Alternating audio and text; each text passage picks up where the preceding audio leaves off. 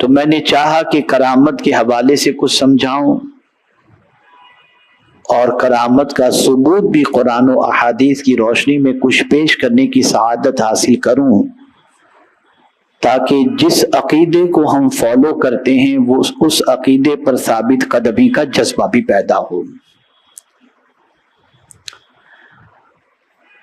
کرامت ولی سے صادر ہوتی ہے، یہ ذہن میں پہلے رکھ لیں۔ کرامت کس سے صادر ہوتی ہے؟ بولیے ولی سے۔ اب یہاں ایک کریکشن کر دوں،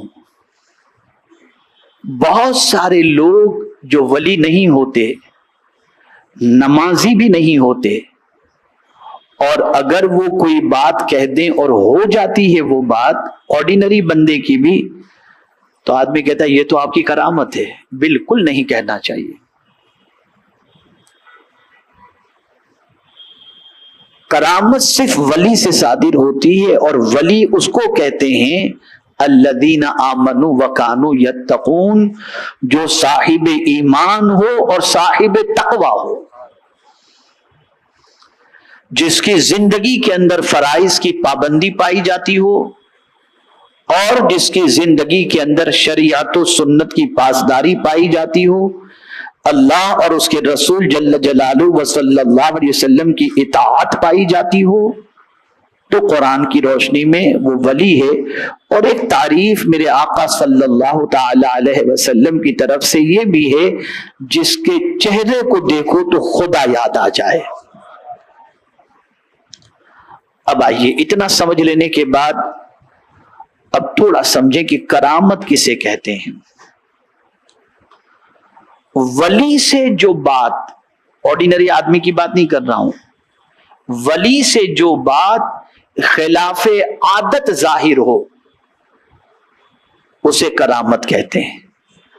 ولی سے جو بات خلاف عادت ظاہر ہو اسے کرامت کہتے ہیں۔ مثال کے طور پر کسی اللہ کے ولی نے ایک ہی قدم میں مشرق سے مغرب طے کر لیا تو یہ ہوئی کرامت۔ عام انسان ایک لمحے میں مشرق سے مغرب کا سفر بغیر ہوائی جہاز کے طے نہیں کر سکتا، لیکن اللہ کے بہت سارے ایسے ولی ہیں جن کی پوزیشن یہ ہے کہ فجر کہیں پڑھتے ہیں، عصر کہیں پڑھتے ہیں اور مغرب کہیں پڑھتے ہیں۔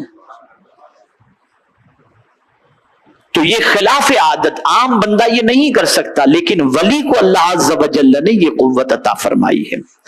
ایسے ہی 2 آدمیوں کے کھانے کو 200 آدمیوں کا کھا لینا، یہ اگر کسی ولی نے دم کر دیا یا ہاتھ رکھ دیا یا کہہ دیا، اور یہ خلاف عادت کے 2 آدمی کا کھانا 2 کی بجائے 200 کو پورا ہو جائے اور اس کے بعد بھی بچا رہے، اس کو کرامت کہتے ہیں۔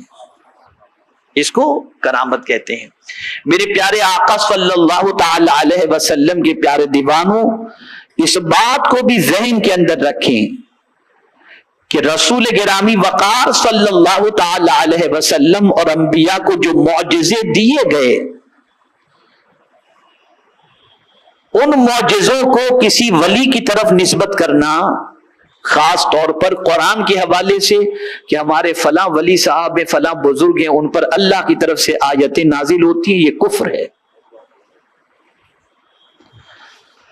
اور اسی طریقے سے فلاں ہمارے بزرگ نے اللہ کا دیدار بیداری کے اندر کیا، یہ اگر کوئی کہتا ہو تو ولی کے لیے یہ کہنا بھی کفر ہے۔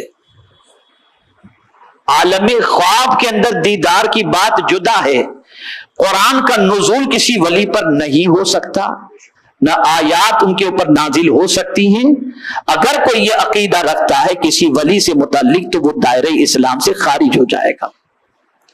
میرے پیارے آقا صلی اللہ تعالی علیہ وسلم کے پیارے دیوانوں، اولیاء کی کرامات حق ہیں اور قرآن و حدیث سے ان کی کرامتوں کا ثبوت موجود ہے۔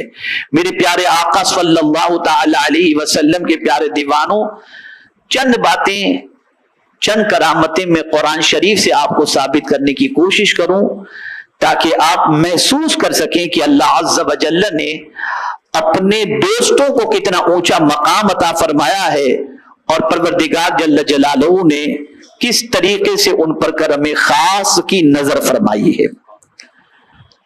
حضرت مریم رضی اللہ تعالی عنہ، نبی تو مرد ہی ہوتے ہیں، کوئی عورت نبی نہیں ہو سکتی، تو حضرت مریم جو حضرت عیسیٰ علیہ السلام کی والدہ ہیں، وہ ولیہ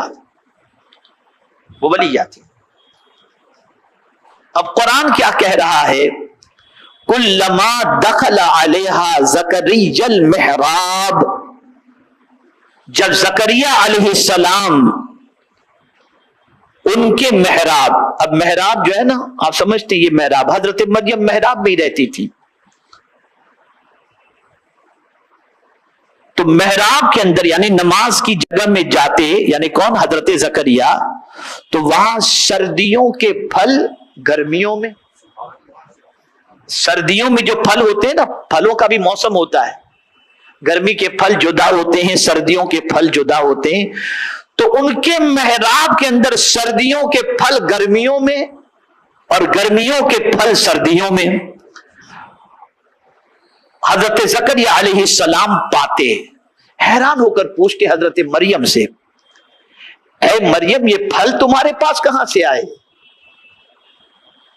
یہ پھل تمہارے پاس کہاں سے آتے ہیں؟ تو حضرت مریم جواب دیتی ہیں، اور کیا جواب دیتی ہیں؟ اللہ اکبر! قرآن کہتا ہے کہ حضرت مریم رضی اللہ تعالی عنہ جواب دیتی ہیں، جب انہوں نے کہا قال یا مریم انا لک ھذا، یہ پھل تمہارے پاس کہاں سے آتے ہیں؟ تو حضرت مریم جواب دیتے قالت هو من عند اللہ، وہ اللہ کے پاس سے آتے ہیں، اور بے شک اللہ جسے چاہے بے حساب روزی عطا فرما دے۔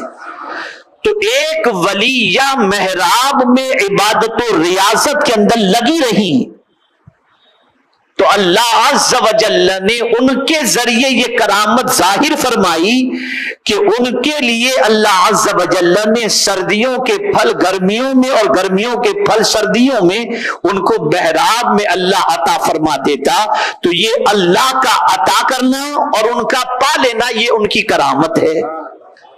تو قرآن سے یہ بات ثابت ہو جاتی ہے کہ اللہ عز و جل نے اپنے مقبول بندوں کو یہ مقام عطا فرمایا ہے کہ عام انسان کو جو عادتوں کے مطابق جو چیز میسر ہوتی ہے، اس سے ہٹ کر اللہ اپنے دوستوں کو عطا فرماتا ہے، اور وجہ یہ ہوتی ہے تاکہ بندہ یہ سمجھ جائے کہ یہ عام بندہ نہیں، یہ اللہ کا مقبول بندہ ہے، اور اس کے دل کے اندر اللہ عز و جل کے اس ولی کی محبت پیدا ہو جائے۔